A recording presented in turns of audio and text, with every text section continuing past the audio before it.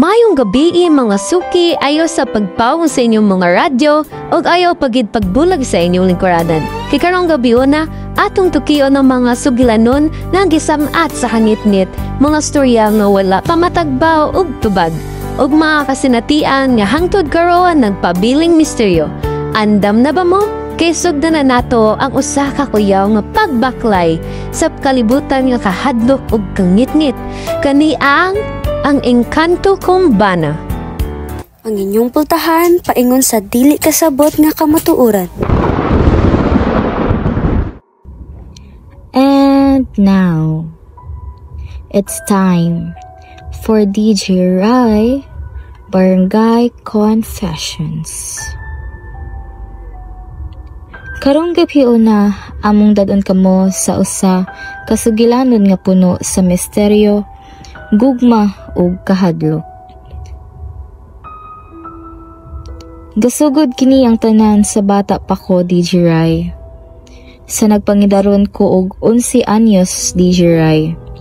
Uban ang akong mga amiga og silingan nga sila Lara, Jenny ug Marco.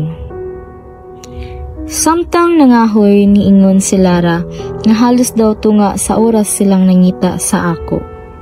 Mika, ganyan na baya minangita nimo. Mga tunga na jud sa oras. Asa di kagikan kay maulit na unta ta. Ha? Naraman ko diri. Asa di si Jenny ug Marco? Si Jenny ni una na ugli kay kiapa sa iyang kuya. Si Marco pod naguna na dito sa kina kay hapon na kaayo.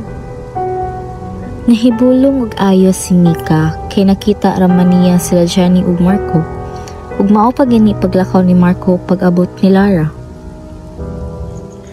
Mika, dungan na lang tag-uli ha. Kagibiyaan naman ka nila Lara o Jenny. Sige koy, kuyog jud ta kay tapad rabiya kay tagbalay. Pag-agi sa balay nila Marco, nakita ni Mika nga naguhat og assignment si Marco ug nahibong siya pag-ayo nga naa ni kini sa sulod pero wala na lang niya palawmi iyang hunahuna. Mika, dugayan ni mo uy, nagkunsa pa ka sa room, niuna na lang minilara ganiha.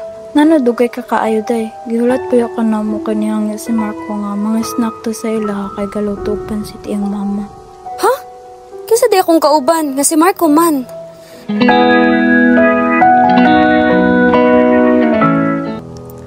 Kuy, ni-graduate naman mo sa college. Unya, since senior high school, uyab naman mo ni Mika. Unsa may plano nimo? Ate pod oy, pero bitaw te, swerte kayo ko ni Mika. Grabe kayo ka masinabtanon.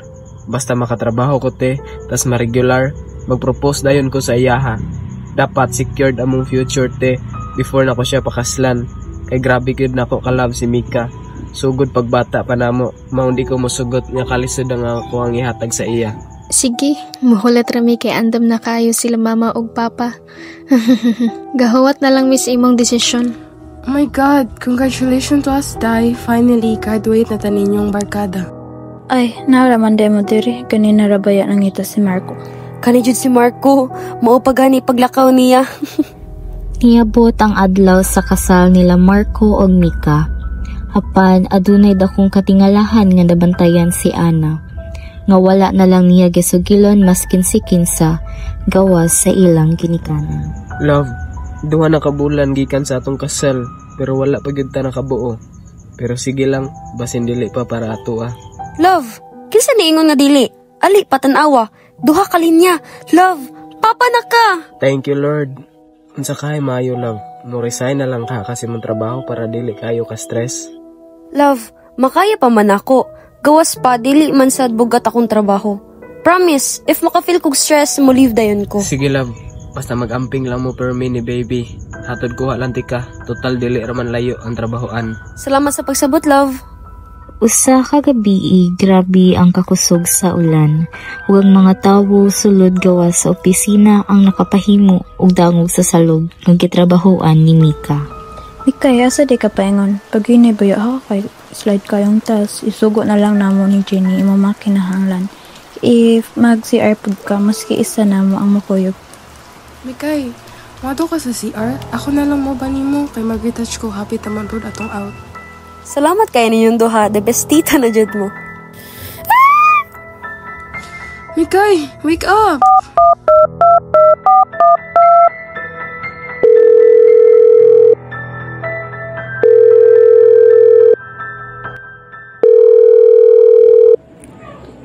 Hello. Kuy, asa nakadapit? Si Mika. Idala na mo sa ospital. Jenny, unsa na itabo? Koy, paglingi na ako, nagdali-dali to si Mika nga na ay iapas. Wala nagtawag sa imong ngalan. Sa dihang nakita na lang nako siyang naghigta. Naanya nagadugo, tas nawala na siyang malay. Unsa? How come nga ako? 1 year after the incident, DJ Rai, nakadawat ko og email gikan sa among manager. Love, na ako'y bad news nga good news. Ako ang ipadala sa company dito sa Australia. Bali, 2 years akong contract. Nindot pod love kay makatigom pa ta para sa atong future kay ma-increasean man ang akong sweldo. Pero love, nisugot ka? Mag-LDR na tani? Pero kung mauna imong kalipay love, basta mag-amping kanunay ha. Naabitaw video call, magakita ra gyapon ta. Maski virtual lang, dali ra kayang panahon love. Kaya nun, Padayon ang LDR nilang Mika ug Marco. Apan silang saad na kanunay mag-video call sa ilahang free time.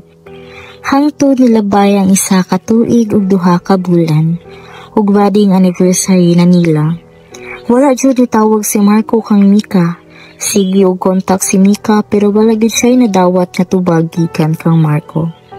Sa lain pod nga bahin, nagsige pod og kontak ang mahigala ni Marco ug ang pamilya ni Ini, apan wala jud sa both sides ang nakatubag.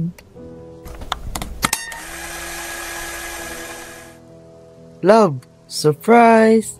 Love, mo din nga, wala ka ni kontak kay gisurprise ko nimo.